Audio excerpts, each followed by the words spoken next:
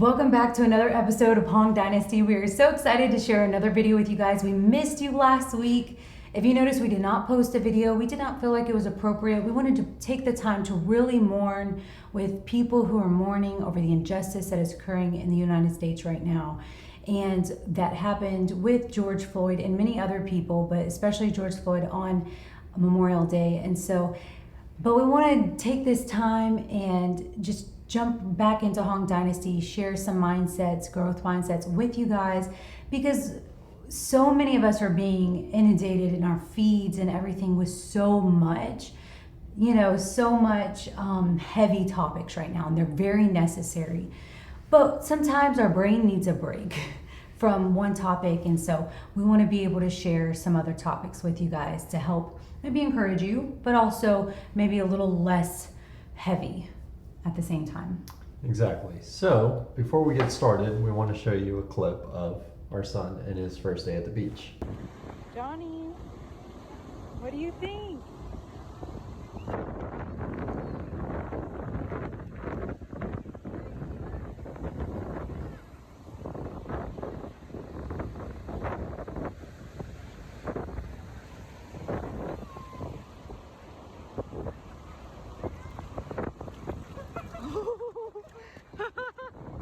You're not sure about that? Jonathan loved the beach. He was not so sure about the water. Yeah, but he enjoyed the other kids and he wanted to go play with them, even though we had no idea who they were. It was actually so cute. In the midst of everything that's going on in our country right now, people are still really good. And Jonathan was going over there playing with these kids he had never met. And then I saw this other kid that, wasn't, same ethnicity, same skin color, none of that. And she was running across the beach to join these kids.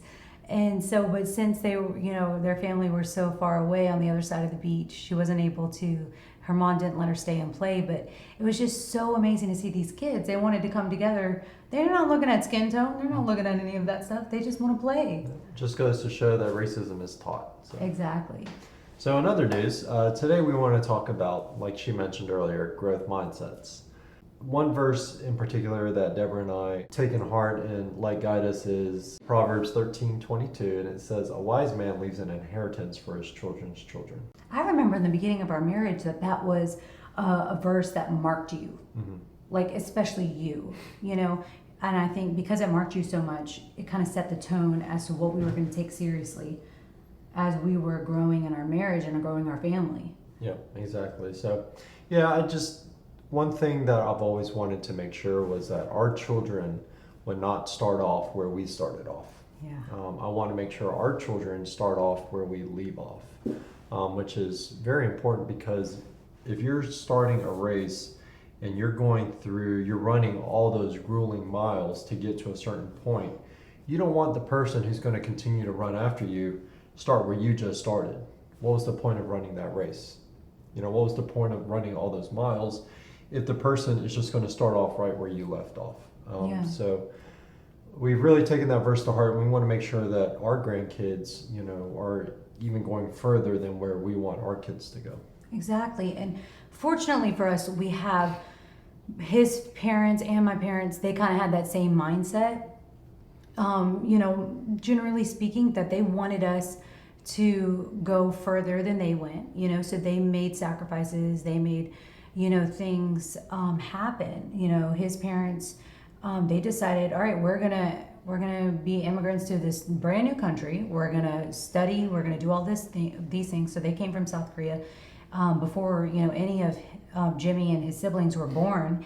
And my family, they did similar things. They're like, okay, we're gonna move states. We're gonna really, try to bless our kids, be intentional to bless our kids. And so not everybody might not have that. You might not, maybe your family never even thought of that. Maybe, you were just trying to get through your upbringing. You were just in survival mode, and that is totally okay.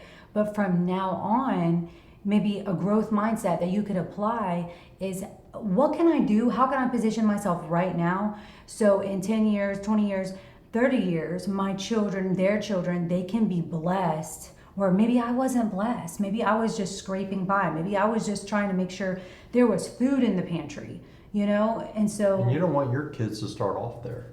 yeah. You yeah. want your kids to start off, like I said earlier, where you're leaving off. And there's several ways to do that. One thing that my parents always taught me was nothing's ever handed to you. Yeah. So my parents made it very clear growing up that they weren't going to pay for our college, they weren't going to buy us a car. Everything that we wanted, we had to work for and to obtain it. So I was my college, I had to pay for it, whatever the GI Bill didn't cover. My first car I had to, pay for. But what it did was it taught me that I can't sit and depend on the government to buy these things for me, or I can't depend on other people to buy these things for me, or just anything. I had to learn to get off my couch and go obtain the things I wanted.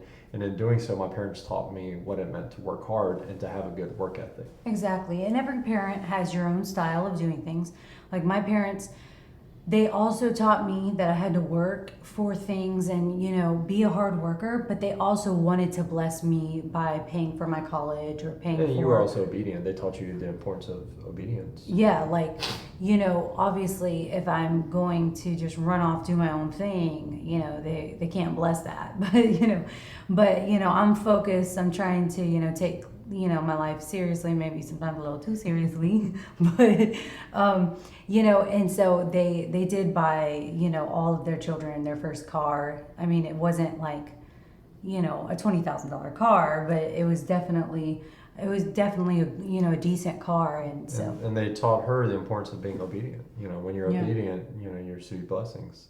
yeah. So they taught her that. And me, I wasn't so obedient, so maybe that's why my parents don't buy me anything. I'm like, Jimmy. So that being said, so Deborah and I, we want to make it intentional for our children to learn the things that we've learned. Combine working for the things you want, but also being obedient as well. Another thing that we decided to do, because you also want to set your children up, if you can, financially as well, especially their children. Because a wise man leaves an inheritance for his children. So one thing that we've always done is been intentional about trying to make our money work for us. Yeah. So just to give you a great example, our very first home we bought right when we got married. So we were able to buy a nice little home for a very decent price because the market was still recovering from the crash. And even though it wasn't our dream home, and it wasn't the home that we really wanted, we saw the potential of that home and how it could bless us, how we can make that home bless us. So we bought this home. We bought it at a very low price, and it needed a little bit of work. Yeah, and when you're gonna have this growth mindset of, all right, we want to bless our children's children, that starts before you have children. That starts even when you're single, even when you're not even in a relationship. That means I gotta get my stuff together. I just can't be spending everything that I earn, like we gotta think like that. So Jimmy bought this house before we were even married. A couple of months, yeah. Yeah, and so he lives in it first. And like he said, it was a great house, and it actually was. We heard some crazy stories about it. Yeah. It was owned by this crazy cat person. We had over 100 cats. Yeah, and there was like feces all over it. Like, so whenever an investor bought this house, they renovated it. They had to wear hazmat suits. From top to bottom. They could not walk in while it was like that disgusting. Spectrum wasn't going to come out to do our internet. Our because local of cable company, I don't know if everybody knows about them. Because of the notes that were on that address. Yeah, so when they showed don't up, go in, cat feces everywhere. Yeah, it was pretty bad. And we had several cats still linger around. Yeah, we always wondered why we had cats around that house. But by the time we bought it, it was nicer than that, and they had renovated it a good bit, and so it was definitely livable. It was definitely something of value. But when we went in, we wanted to make it our own, even though it had pretty great countertops, or it had We wanted to make it better. Yeah. When we left the home, we wanted to make it better, But in doing so, that costs money, and she and I didn't have a lot of money. Yeah, So, we're newlyweds. We're like trying to figure out how do we put our money together, and you know, this man likes spending money. spending money and I like spending money on certain things, and so we were just like, what are we doing? How do we do this? So we could have sat back and said, "Hey, we don't have that much money. Let's just live here." And It's a good enough house, yeah, like it's a good. We don't have to make it better. We don't have that much money, anyway. So we could have done that, but we understood that we can make this home bless us in the long run.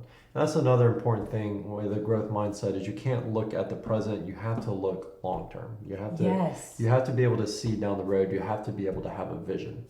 So And that doesn't mean we didn't have setbacks. That didn't mean that we didn't have challenges. Like, whether it was, I busted my tire before. I believe I even accidentally hit somebody while we were in that house. Oh, I'm not an our early. home got broken into. Our home got broken into. 700 of the dollars that he was saving to go towards another project was taken. Also, remember I did the cash envelopes from the Dave Ramsey program. Yep. Somebody stole all of that out of my car. There went my gas money, my grocery money. I had everything in envelopes. Someone stole it. So, with that being said, what we're saying is obstacles happen. Exactly. Now, when obstacles do happen, or if you do face an obstacle, you have two choices. Either A, you could, oh, well, someone just stole all my money. I'm just going to sit here and cry about it. Or you can say, all right, well, someone stole all my money. I'm going to go and keep pushing through this obstacle. Right. And maybe next week we'll tell you a story about how someone stole $750 from me by scamming me over the phone. That's another thing. We have been stolen from several times. That does not mean we are a target, okay? But We got targeted yesterday. Maybe we'll tell you that story next week. we just got stories and stories. But the point is, everyone in life is going to have setbacks, and maybe, like we said, you didn't grow up with things being given to you in any sort of fashion. Maybe you had to just survive, and that's okay. But now in your life, you could start positioning yourself to think differently so that your children never have to go through that. And so what we did at our first home, I said, okay, Jimmy, I really want to kind of make this our own. And I presented him an idea about adding these big barn doors, sliding barn doors. And this is when it was just starting, to be popular. Home Depot, Lowe's, they didn't sell any barn door kits, nothing. That was not, it wasn't accessible. So there was a person that we contacted locally that built barn doors from scratch. And so Installed them and everything. installed them, super sweet person. But he designed us barn doors, but he also designed us a coffee table and a huge barn table with benches that all match the same wood. It would go in, great with the interior, and it would add value to our home. So anytime we would do something like that, we would see, is this a real good investment? And so I found some articles, and this could be dated data right now, but back then it was current data that it increased the value of your home when you go to resell. And the likelihood that someone would be more interested in your home. Yes, and so just because it's a great It was trendy thing, all the young couples love that. So the price of that was well over $3,000. And that was not something that we could just So come here up you with, in just one sitting. Like that's something that we really had to accumulate. We really had to work towards. So instead of saying, well, it's going to be $3,000, we don't have $3,000, we could have done that and said scrap the whole idea, but it's too big for us. That's just too much. We decided, we're going to conquer it. Yeah, we're going to conquer it. So what we did is when we looked at our budget, we were able to see the whatever extra we had at the end of the month, and the saver that she was saving it all. She would not let me access the savings. But what we were also able to do is anything extra that, I could do, like giving, lessons or things like that I could make extra, buck here, there, that he could do as well. then we were able to add that to the pile as well. So Didn't I go cut grass around the I neighborhood? think you did. I think you did all sorts of things. Cut grass. I think you sold things in our garage that you no longer needed. You know, just different things like that. So you can get creative on how to get ahead. It may not look conventional. You may need to do a garage sale. You may need to do a yard sale, or, you know, if And you're it in an takes apartment, then an apartment sale, whatever. Yeah, but it takes work, and that's the important thing is when you see obstacles, you can't be afraid to put in the work to overcome the obstacle. Yeah, you have to see the value in your investment. And so we did that. We got the barn doors, we conquered them. They're awesome. And so we were like, okay, what else do we want to do? And so the next project was we had The probably trees. 30 trees. Yeah, we at our old home we had about 30 trees. 30 trees in Half of our them were backyard. Dead. Half of them were dead. We had a few up front too that were, and half of them were dead. It was literally a forest in our backyard, so but it was not like it was so shaded we couldn't grow grass. And we already had, during one of the hurricanes or storms, we had one of the tree limbs puncture our roof, which we didn't even notice for who knows how long because that room was never used. So the whole time the ceiling is getting destroyed because water's coming in. Well, we also didn't notice it until it rained. So No, we didn't notice it until I went in the room and went. but yeah, so But that's how many trees we had. So we wanted to remove all of those trees. Well, not all of them, but most of them, so we could at least get sunlight, get all the dead trees gone, make the house look nicer. Again, we were thinking long term. If we were to sell this home, what would make this home more appealing and give us more money? We knew that removing the tree removal is very expensive, you guys. Yes, tree removal is no joke. Yeah. Especially when you're talking about how big were these trees? These 30 trees, foot? these trees were there since before Hugo hit Charleston. Which was back in the 80s. So we're talking, you know, at least 40, 25, yeah. 30 They're- years. Whatever trees are there now, they're over 40. Yeah, 40 years, yeah. So we knew, so we got a quote. The quote was very expensive. It was close to $5,000. And the gentleman was willing to work with us. We were able to work a deal out with him. And we were able to pay half up front and then half in 2 months. So we had 2 months to come up with the second half of the $5,000.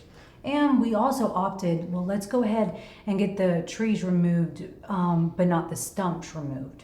Yeah. Because, you know, the main thing is we need some more sunlight to get down here so we can plant some grass and do some things like that for aesthetically, you know, it could be more beautiful. But we also could design, get creative with the tree stumps. We could put, you know, different potted flowers. We could, you know, add little things.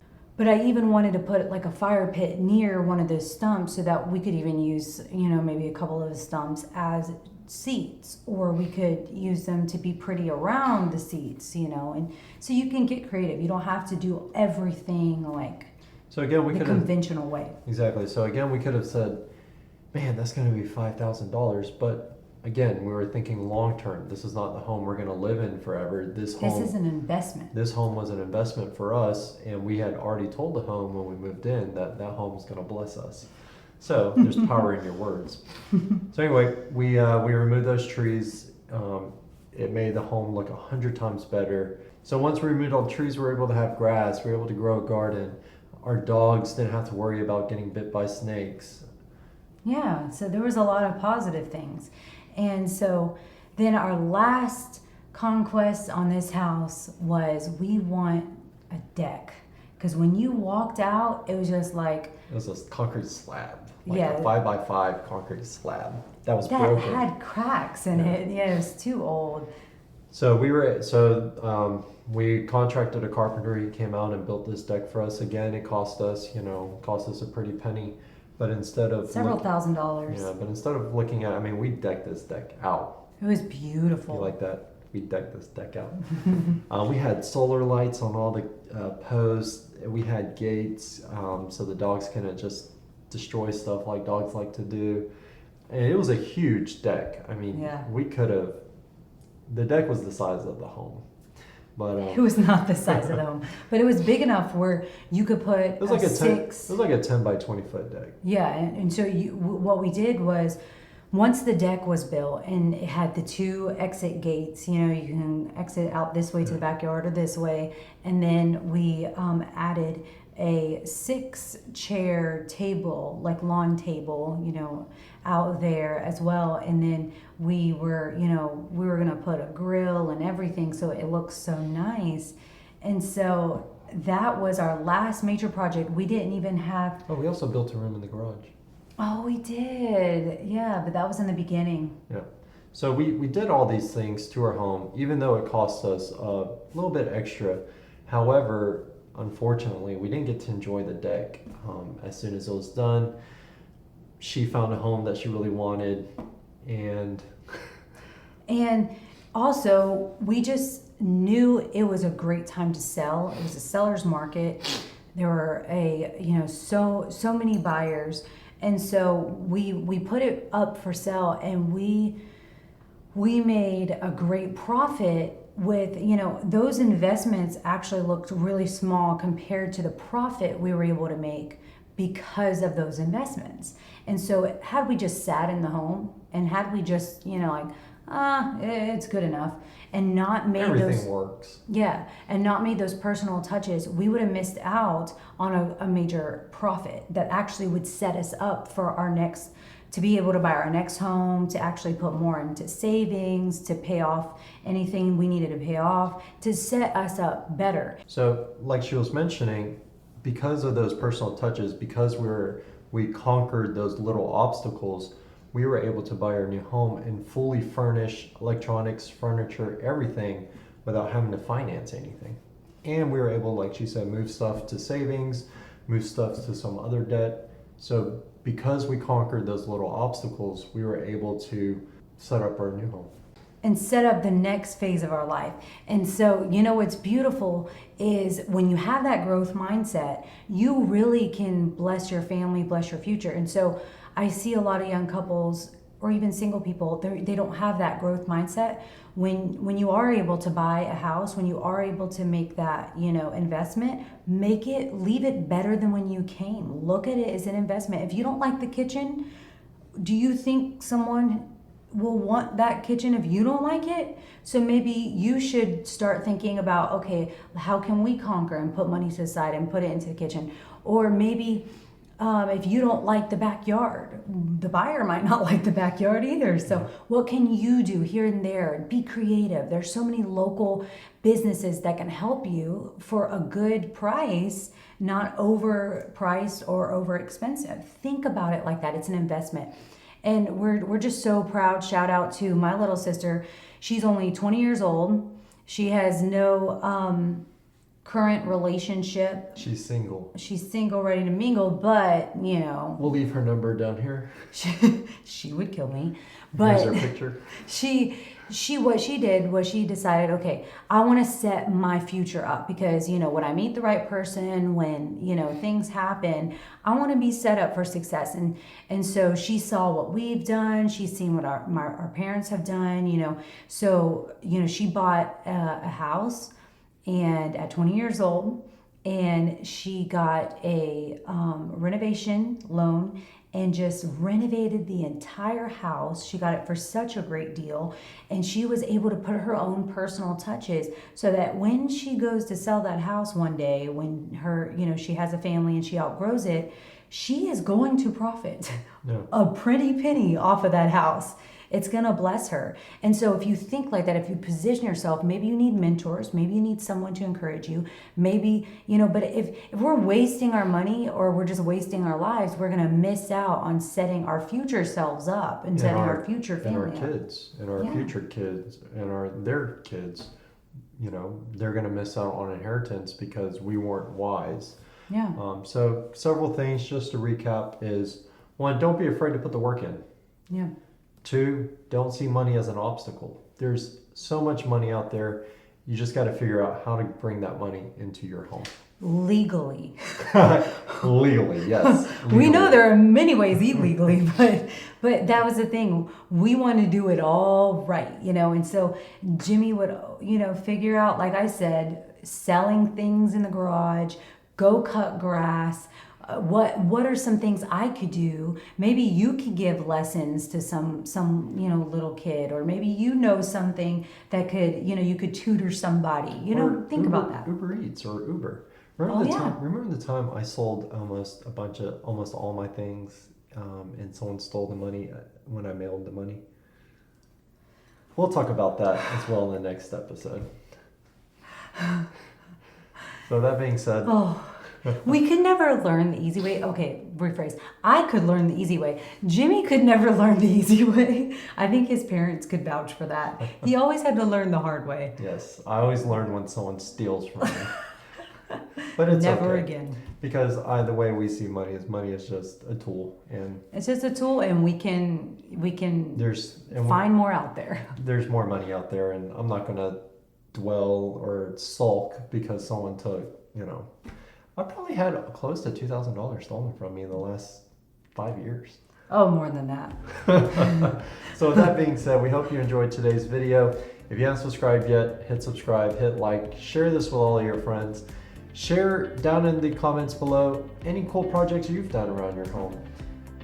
Yeah. And remember, let's look at our current state not as an obstacle, but as an opportunity for us to actually bless our children's children. And maybe you don't even have a relationship yet. Start now. Set yourself up.